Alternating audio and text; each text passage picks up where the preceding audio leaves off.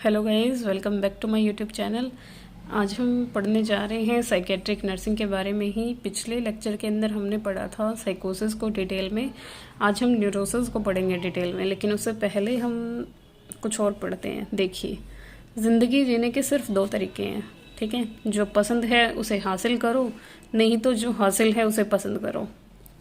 अब ये आपकी स्टडी से कैसे रिलेटेड है? देखिए, कुछ लोग होंगे जो नर्सिंग नहीं करना चाहते थे, ज़बरदस्ती नर्सिंग में आए हैं, या कुछ लोग हैं जिनको शुरू से ही पता था कि उनको नर्सिंग ही करनी है। तो जिन्हें जो पसंद है वो उसे हासिल करो, जो पसंद है उसे हासिल करो। अगर आप MBBS करना चाहते हो तो उसी पे फोकस करो, आप नर्सिंग करना चाहते हो तो उसी पे फोकस करो, नहीं तो जो हासिल है उसे पसंद करो। और जो ज़बरदस्ती में नर्सिंग में ला दिए गए हैं पेरेंट्स के द्वारा या हालातों के द्वारा, तो फिर अब आपको नर्सिंग, अगर आप उसको पसंद करोगे तभी आपको इसके अंदर सफलता मिलेगी। अगर आप इसको ना पसंद करके चलते रहोगे और इसको करना भी पड़ेगा तो आप दुखी रहोगे, इसके अलावा और कुछ नहीं होगा। तो शुरू करते हैं आज की क्लास। तो आज की क्लास शुरू करते हैं, न्यूरोसिस के बारे में है। न्यूरोसिस आपको पता है क्या होती है? माइनर मेंटल इलनेस होती है। मोस्ट कॉमन जो सिम्टम रहता है न्यूरोसिस का वो रहेगा आपका एंजाइटी, ठीक है। मोस्ट कॉमनली आपकी कोई भी साइकेट्रिक इलनेस हो उसके अंदर आपको जो सिम्टम देखने को मिलता है वो एंजाइटी ही आपका होता है। अब मैंने आपको न्यूरोसिस की जो बीमारियाँ हैं वो जिस ट्रिक से याद करवाई थी उसका नाम क्या है? पोहा, ठीक है। पोहा जो हम खाने में यूज़ करते हैं। पी से फोबिया, ए से एंजाइटी, मतलब ये मैंने आगे पीछे लिख दिए हैं। पी से क्या है आपका? फोबिया। ओ से ऑब्सेसिव कंपल्सिव डिसऑर्डर। एच से आपका क्या है? हिस्टीरिया। ए से क्या है? एंजाइटी है। तो यही 4 चीज़ें हैं जिनको आज हम थोड़ा डिटेल में स्टडी करेंगे। तो देखिए, सबसे पहले हम पढ़ते हैं फोबिया के बारे में। फोबिया क्या होता है? वैसे तो आप इसको क्या बोल सकते हो? फियर भी बोल सकते हो, डर भी बोल सकते हो, लेकिन देखिए इसकी एग्जैक्ट जो डेफिनेशन रहेगी वो क्या रहेगी। फोबिया मीन्स इरेशनल या imaginary fear from any situation, activity, object और स्टिमुलस, ठीक है। क्या होना?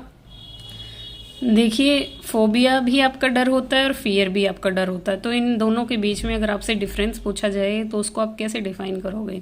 देखिए, फियर भी आपको पता है डर होता है, फोबिया भी डर है। तो फोबिया की डेफिनेशन हमने यहाँ पढ़ी क्या? इरेशनल या इमेजिनरी। इमेजिनरी यानी काल्पनिक तौर पे, ठीक है। डरना किसी सिचुएशन से, किसी एक्टिविटी से, किसी ऑब्जेक्ट से या फिर किसी स्टिमुलस से, उसको आप क्या बोलोगे? फोबिया बोलोगे। लेकिन आप फियर किसको बोलोगे? फियर जो है आपका डर, वो क्या होगा आपका? Unpleasant, uncomfortable, uneasiness due to real danger, ठीक है। रियल डेंजर की वजह से अगर आपको अनकंफर्टेबल फील हो रहा है, अनईजी फील हो रहा है या अनप्लीजेंट फील हो रहा है, उसको आप क्या बोलते हो? डर। जैसे इसके अंदर एग्जांपल देखिए आपका, जैसे आपके ये शेर हो गया, सांप हो गया, ठीक है। तो ये जो रियल डेंजर है, जैसे आप चिड़ियाघर में जा रहे हो और आपको शेर दिख जाए, ठीक है, शेर देख रहे हो, आप कोई और चीज़ देख रहे हो और आप उससे आप डर के पीछे हट रहे हो, ठीक है। तो वो क्या है? रियल डेंजर से डरना, वो क्या है आपका? फियर। और किसी चीज़ से इमेजिनरी ही फियर करना कि नहीं मुझे तो इस चीज़ से डर लगता है, तो वो क्या है आपका? फोबिया, उसको आप बोलते हो। तो ये आपका किस कंडीशन के अंदर आता है? न्यूरोसिस के अंदर आता है। इसके एग्जांपल देखिए, फोबिया आपका थॉट का डिसऑर्डर है, ये आपकी सिर्फ सोच पे निर्भर करता है। और जो फियर है वो आपका रियल डेंजर, अगर आपके सामने कोई खतरा है उससे आपको डर लग रहा है, वो क्या है? फियर है। लेकिन यहाँ पे आप सिर्फ सोच का खेल है, सारा थॉट का खेल है यहाँ पे। इसके अंदर कुछ एग्जाम्पल आपको दिखाए गए हैं, जैसे अगोराफोबिया। अगोराफोबिया का मतलब क्या है? ओपन स्पेस से डरना। जैसे कि आप खुली जगह पे आपको छोड़ दिया जाए, अकेले हो आप और वहाँ पे आपको क्या डर लग रहा हो वो।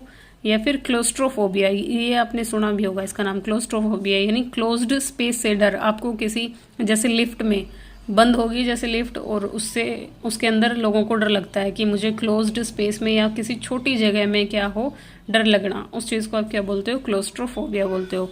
नेक्स्ट है आपका एक्रोफोबिया। एक्रोफोबिया के बारे में भी मोस्ट ऑफ लोगों ने सुना होगा, हाइट का डर, ठीक है। अगर आप बिल्डिंग के बिल्कुल ऊपर वाले सिरे पे खड़े और आपको कहे नीचे देखो, तो आप क्या कहोगे? नहीं नहीं नहीं, मुझे डर लगता है हाइट से। तो वो वाला जो फोबिया है वो ये है। नेक्स्ट जो फोबिया है वो रहेगा सोशल फोबिया। सोशल फोबिया क्या होता है? Society where we need to perform social activity. जैसे अगर आपको कह दिया जाए स्कूल में जो आपकी प्रेयर हो रही है और आपको स्टेज पे जाके कुछ बोलना है, तो वो वाला फोबिया कि हमें जहाँ पे परफॉर्म करनी है कोई सोशल एक्टिविटी, वहाँ पे हम डर जाएं बस ये सोच के नहीं मेरी बेइज्जती होगी, मेरे से बोला नहीं जाएगा, लोग क्या सोचेंगे। तो उस चीज़ से रिलेटेड जो डर रहेगा उसको आप क्या बोलोगे, सोशल फोबिया बोलोगे। अगोराफोबिया ओपन स्पेस का, क्लोस्ट्रोफोबिया क्लोज्ड स्पेस का, एक्रोफोबिया हाइट का। तो इरेशनली बिना वजह ही या इमेजिनरी काल्पनिक तौर पे डर लगना किसी भी सिचुएशन से, किसी इंसान से, किसी ऑब्जेक्ट से, किसी स्टिमुलस से या किसी एक्टिविटी से, उसको आप क्या बोलोगे, फोबिया बोलोगे। और ये कैसी कंडीशन है, एक्यूट मेंटल इलनेस या माइनर मेंटल इलनेस आप इसको बोलोगे। नेक्स्ट आपसे अगर पूछा जाए कि मोस्ट कॉमन फोबिया सोसाइटी के अंदर या फिर मोस्ट ऑफ लोगों के अंदर जो देखने को मिलता है वो अगोराफोबिया होता है ओपन स्पेस का। ठीक है। सेकंड जो कंडीशन है हमारी एंजाइटी, उसके बारे में हम पढ़ेंगे। अब देखिए एंजाइटी क्या है, ये आपका इमोशन का डिसऑर्डर है। जो हमारा फोबिया था वो थॉट का डिसऑर्डर था, जो एंजाइटी है वो आपका थॉट का डिसऑर्डर, इमोशन का डिसऑर्डर है। एंजाइटी आपको फीमेल के अंदर ज़्यादा देखने को मिलती है एज कंपेरिजन टू मेल। तो 2 फीमेल और 1 मेल ऐसी इनकी रेशो बताई गई है आपको। अब इसकी जो डेफिनेशन रहेगी एंजाइटी की वो देखिए क्या रहेगी, अनप्लीजेंट, अनकंफर्टेबल, अनईजीनेस। ठीक है, आपको अच्छा नहीं लग रहा है, आप अनकंफर्टेबल फील कर रहे हो, अनईजी फील कर रहे हो due to an imaginary fear. ठीक है, यहाँ तक हमने जो डेफिनेशन पढ़ी थी वो क्या था, फोबिया। इमेजिनरी फियर से अगर हमें डर लग रहा है, अनईजी फील हो रहा है, तो वो क्या, फोबिया। लेकिन अगर आपको फिजिकल सिम्टम्स भी देखने को मिल रहे हैं, फिजिकल सिम्टम बोले तो जैसे स्वेटिंग, ज़्यादा पसीना आपको आने लग गया है, हार्ट रेट आपकी बढ़ गई है, ठीक है, तो उसको आप क्या बोलते हो, एंजाइटी बोलते हो। ठीक है, इमेजिनरी फियर के साथ साथ आपको फिजिकल सिम्टम्स, आपको डर लगेगा, स्वेटिंग आएगी, फिजिकल जो पल्स रेट है, रेस्पिरेशन रेट है, ये सारी ही चीज़ें बढ़ जाएं तब उसको आप क्या बोलते हो, एंजाइटी बोलते हो। और ये फीमेल्स में ज़्यादा है एज कंपेरिजन टू मेल। तो अब आपकी एंजाइटी है जो उसकी टाइप्स देखते हैं, तो ये 2 तरह की आपको देखने को मिलती है, GAD और PAD, इस नाम से ये आपकी हैं। तो देखिए टाइप्स हम इसकी पढ़ते हैं। तो एंजाइटी की जो फर्स्ट टाइप है GAD, इसका मतलब क्या है, जनरलाइज्ड एंजाइटी डिसऑर्डर। ठीक है, जनरलाइज्ड एंजाइटी डिसऑर्डर। और सेकंड था आपका PAD, पैनिक एंजाइटी डिसऑर्डर। ये आपकी 2 तरीके की हो गई एंजाइटी। तो देखिए सबसे फर्स्ट है anxiety is a long term emotion. ठीक है, एंजाइटी क्या है, आपकी एक लॉन्ग टर्म इमोशन या फिर कंडीशन है जिसके अंदर मूड आप इसको कह सकते हो, when it become a mental disorder. ठीक है, ये आपकी लॉन्ग टर्म रहेगी अगर आपकी ये मेंटल डिसऑर्डर के अंदर आनी शुरू हो जाए। और कब ऐसा देखने को मिलेगा, characterised by excessive uncontrollable worry about everyday things for more than 6 month. ठीक है, यानी हर दिन, देखिए क्या है, एवरीडे, जो रोजाना आप काम कर रहे हो उन सब चीज़ों में अगर आप अनकंट्रोलेबल वरी यानी चिंता करते हो और ऐसी कंडीशन आपकी मोर देन 6 मंथ से बनी हुई है। ठीक है, आप किसी चीज़ को लेके, हर चीज़ को लेके, इवन एवरीडे हर चीज़ को लेके एक्सेसिव ही किसी चीज़ के बारे में चिंता कर रहे हो, वो भी 6 महीने से ज़्यादा टाइम हो गया उस चीज़ को, तब आपकी क्या बन जाएगी, लॉन्ग टर्म इमोशन ही आपका ऐसा बन जाएगा। ये उसको आप क्या बोलते हो, जनरलाइज्ड एंजाइटी डिसऑर्डर। जबकि जो आपका पैनिक एंजाइटी डिसऑर्डर है उसके अंदर देखिए आपको क्या देखने को मिलता है, पैनिक एंजाइटी डिसऑर्डर के अंदर आपको फिजिकल सिम्टम्स देखने को मिलेंगे। पैनिक अटैक्स आपने सुने भी होंगे ये नाम, इसके अंदर आपको देखने को मिलेगा सीवियर रिकरेंट एंजाइटी अटैक्स देखने को मिलेंगे पेशेंट के अंदर। 5 से लेकर 30 मिनट तक भी आपको अटैक देखने को मिल सकता है। और जो पैनिक अटैक है आपके, वो प्रोड्यूस करेंगे कैसी फीलिंग, टेरर की। ठीक है, बिल्कुल डरावना लगेगा, terror, dread, fear of death in the patient. Even जो पेशेंट है वो मरने जैसा भी फील करेगा, इसके अंदर उसको ऐसा फील होगा। तो जनरलाइज्ड एंजाइटी डिसऑर्डर और इसके बीच में आपको डिफरेंस क्लियर हुआ। जनरलाइज्ड डिसऑर्डर के अंदर क्या होगा, आप हर दिन के बारे में चिंता कर रहे हो, एबनॉर्मली चिंता कर रहे हो। ठीक है, 6 महीने से भी ज़्यादा टाइम आपको हो गया है। और पैनिक एंजाइटी डिसऑर्डर के अंदर क्या होगा, आपका यही कंडीशन आगे जाके क्रॉनिक में चेंज हो जाएगी। आपकी severe recurrent anxiety attack patient को आने शुरू हो जाएंगे। 5 मिनट से लेकर 30 मिनट तक का ये अटैक रहेगा। इसके अंदर पेशेंट को कैसी फीलिंग लगेगी कि ब्रेन ब्रस्ट हो गया है, हार्ट ब्लॉक हो गया है और रेस्पिरेशन चोक यानी सांस आनी बंद हो गई है, हार्ट ने काम करना बंद कर दिया और दिमाग ने सोचने समझने की जो शक्ति एंजाइटी है वो ख़त्म हो गई है। तो ऐसी 3 चीज़ें आपको देखने को मिल सकती हैं यहाँ पे।